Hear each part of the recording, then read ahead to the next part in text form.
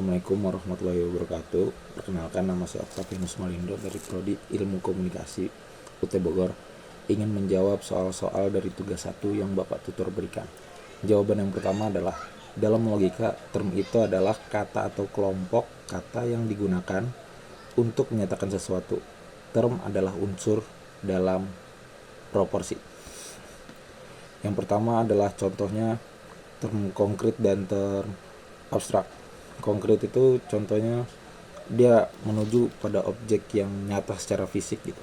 Contohnya pohon yang di taman itu sangat besar. Kata pohon dari kalimat itu adalah term konkret. Dan kedua, term abstrak, dia tuh menunjuk pada gagasan, ide atau nilai yang enggak berwujud secara fisik. Contohnya keberanian atau harapan. Kalimat harapan adalah kekuatan dalam hidup. Kata harapan itu adalah term abstrak. Lalu selanjutnya ada term universal dan individual.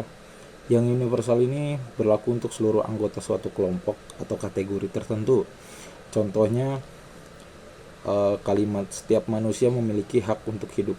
Kata setiap manusia itu adalah term universal.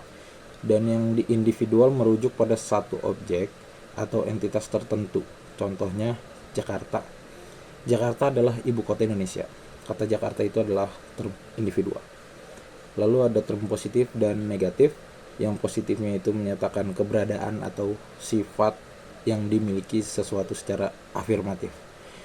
Contohnya itu misalkan kata cinta.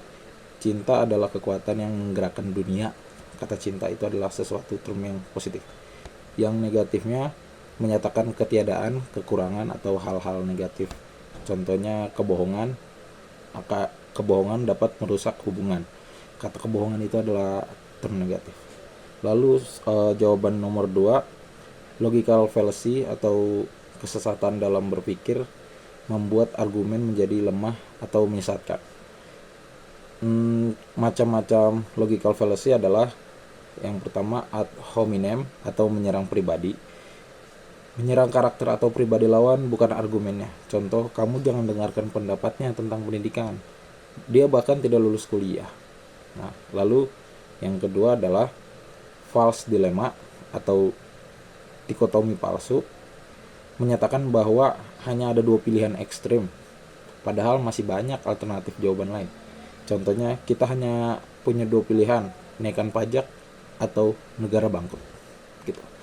Lalu ada appeal to ignorance atau argument atau ignorantiam.